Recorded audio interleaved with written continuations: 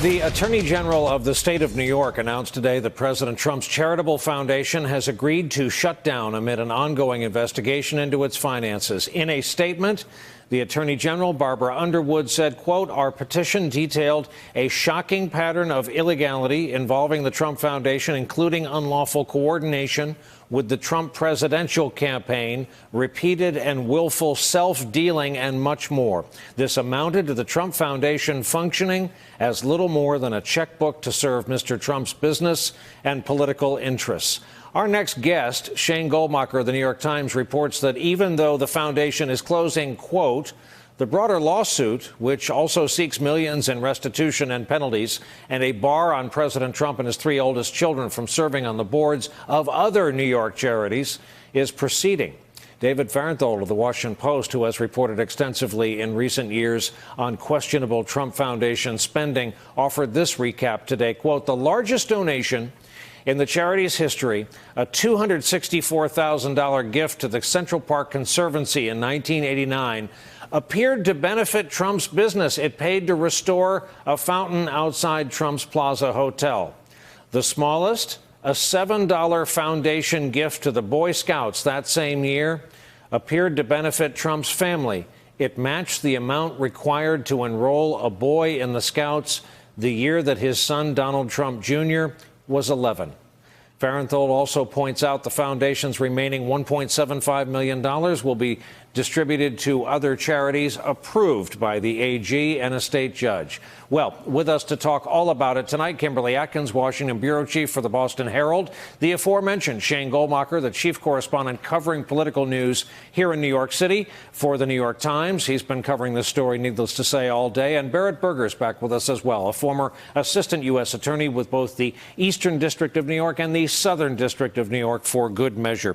Welcome to you both. Shane, what are the contours? How big a story is what we witnessed happen today? I think it was a significant story, but there is more to come in this lawsuit, and especially those things we just mentioned there, whether or not President Trump and his adult children will be banned in the future from serving on the boards of charities here in New York. Let's say, for instance, Donald Trump wants to set up a presidential library, and he wants his children or himself to be involved. It could not be based in New York if that is the final result of this here lawsuit. So there are other issues to come, but for now what you have is a president being told to unwind his charitable foundation, not of his own volition, but to be overseen by a judge and by the Attorney General. Again, this is the nub here, right? The president-elect, when he was first elected, said, I will unwind this charity. And the AG's office said, whoa, whoa, whoa, we don't want you giving away this money just any way you want. We don't think you've given it away properly before.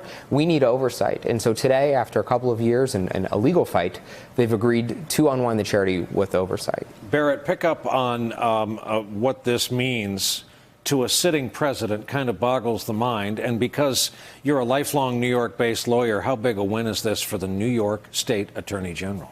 I think this is a great day for the New York State Attorney General's office. I mean, this was something that was agreed to by the Trump Foundation, so there is certainly more of a fight to come. I don't think we can say mission accomplished and call it, a day yet, but this is certainly a big first step in it. So there's really three parts to this lawsuit. So the first part, and probably the most significant, is having the foundation dissolved, which is exactly what happened today. The second two parts deal with the restitution, the amount of money that's going to have to be paid, and then this ban that Shane was talking about, which is kind of incredible. And this is what you alluded to, this idea that a sitting president could have sort of a 10-year ban on serving on one of these boards. It is, basically the New York Attorney General saying we cannot place the trust of a charity's money with somebody that, is in the highest position of trust in our entire country.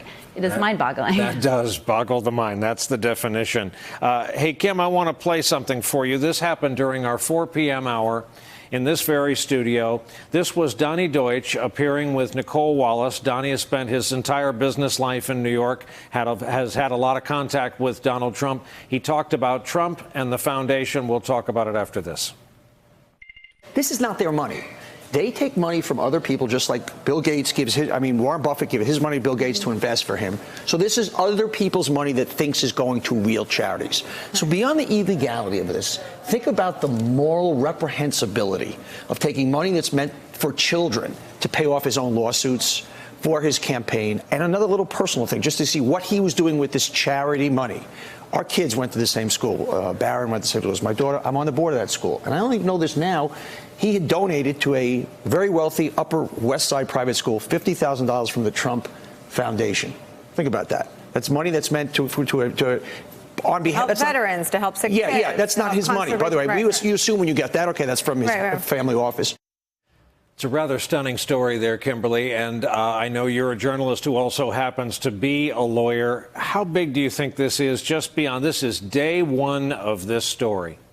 Yeah, I mean, this is a very big story. This is a story that in another political reality could be potentially disastrous and end a political career. But just because it's coming on the same day that a former White House official found out that he's probably facing prison time, it seems to get lost. But it shouldn't be. It really is extraordinary. There is a reason why we have rules governing charitable organizations, which are tax exempt, by the way. And they're that for a reason, because they're meant to benefit others, not to be used personally in this way. This is why, and I think it's also a political problem for Republicans who spent a lot of time, if you recall, in the 2016 election, making hay about the Clinton Foundation and allegations that there was some pay-to-play scheme there. It's going to be really difficult for Republicans to turn and say, oh, well, what was going on with the Trump Foundation is fine, particularly if the president and his 3 eldest children are banned from participating in charitable organizations entirely in the state of New York. Potentially, if there is a Federal Election Commission activity, even the Justice Department can look into this. And certainly Republicans in the House Oversight Committee, this is one of their things on the agenda that they're going to examine too. This is going to go on for quite some time and present a big problem for those Republicans. Hey there, I'm Chris Hayes from MSNBC. Thanks for watching MSNBC on YouTube. If you want to keep up to date with the videos we're putting out, you can click subscribe just below me or click over on this list to see lots of other great videos.